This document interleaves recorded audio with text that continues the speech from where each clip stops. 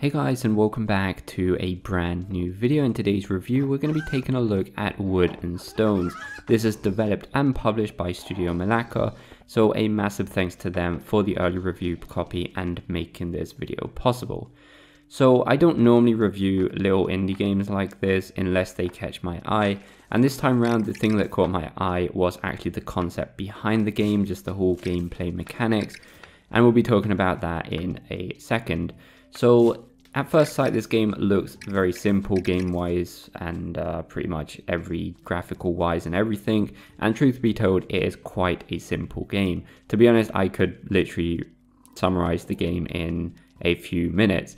So this is a 2D prehistorical adventure side-scrolling game where you take on the role of a leader of a group or a clan of cavemen. Now, the concept behind this game is that it's a co-op game, but it's not a co-op game with other players. It's a co-op game with the NPCs that you find. So you're going to have to help the NPCs out so they help you out to get through the game. So what you want to do in this game is you are going to come across materials. Those materials are wood and stones, just like the name indicates. And you're going to have to give these materials to other cavemen in need, and then they're going to help you defeat the dinosaurs. You're also going to come across other like alpha cavemen that are stronger. You don't need to give anything to them for them to help you out. However, if they die, you will have the option to revive them by giving them an apple. And really that's about it. You can also get certain pets, which are dinosaurs that can be on your side.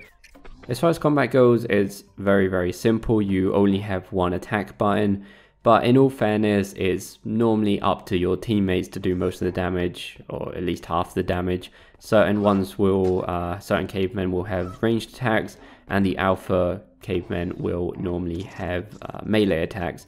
If the enemies hit you, normally you can't actually get out of a stagger and just spam the button. If they are hitting you, they will actually continue until you die.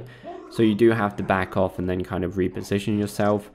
If you do die, you respawn as long as you've got an apple. You can carry multiple apples, and if you do have an apple, you will respawn, and if not, you will have to go and start all the way from the start like we said before. And that's pretty much it. That is literally the whole game. It is a randomly generated game, so each time you die, you will have to start all the way from the start. You can save game and come back to it if you just want to take a break. But if you die, you're going to have to start from the start. Now this is where the first negative thing is going to come in, I guess. Now I kind of get what they're going for. They're going for this rogue type game, but you don't really get power-ups. You get just cavemen and you get alpha cavemen, and that's pretty much it. Because material-wise, there's literally two types of material. And I get it because the game's literally called Wood and Stone. But since there's only two materials, you're definitely 100% going to come across those materials straight away from the start of the game, pretty much guaranteed. So the whole randomly generated starting again thing doesn't make too much sense. Sure, you can get maybe lucky and come across a few cavemen early on, or get a strong alpha caveman or a pet really early on. But to be honest, it would make a lot more sense if there was maybe some more materials, or maybe allow you to craft stuff with more materials or something. I mean, sure, you can craft a campfire that kind of makes the area safe, and your cavemen will kind of hang around there. But, you know, apart from that, there is not quite sure why this is a random generated game. If it wasn't a random generated game, I would almost see it in the same way. But if they did add more stuff in the future, more materials, maybe different power-ups or something, then yeah, I would really like that concept. But as the game stands right now, it really doesn't make sense to me that it's a random generated game. And yeah, it's a shame because like I said, I really do like the concept, and it is the concept of a game where you have to get along with the NPCs that kind of caught my attention in this game. But it may be just a little too simple in its current state, but it's something that they can easily update.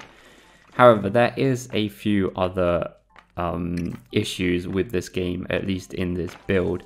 So I was playing for about 5 hours, and in 2 of my attempts I could not continue playing because of the low FPS. The FPS dropped insanely for some reason, especially when it was raining. Basically, the only difference is when it's raining, your campfires will go out, which is kind of cool in that. I like the way that the night cycle works and all that, and the weather effects.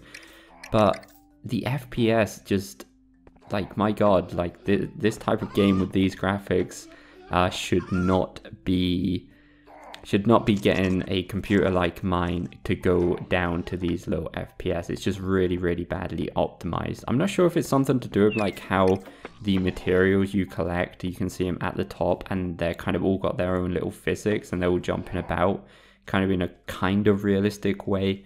But even so, like, it shouldn't drop the FPS that much. I really don't know what happened there. Like, at one point I literally had to quit my character and start again, like not just load back into the game, I mean like actually start a brand new character.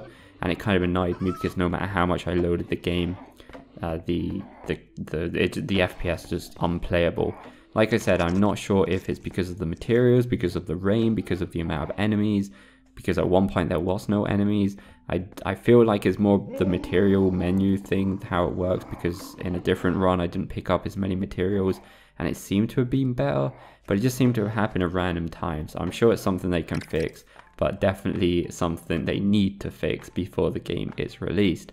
But really, that's all I've got to say about this game. At this point in time, I'd give it a 6.5 out of 10. If they can fix some of these things and put some new materials in, maybe more power-ups or something to make the game interesting, this definitely has potential. So yeah, guys, hopefully this review is helpful. If it was, please go like and subscribe, and we'll see you next time, guys.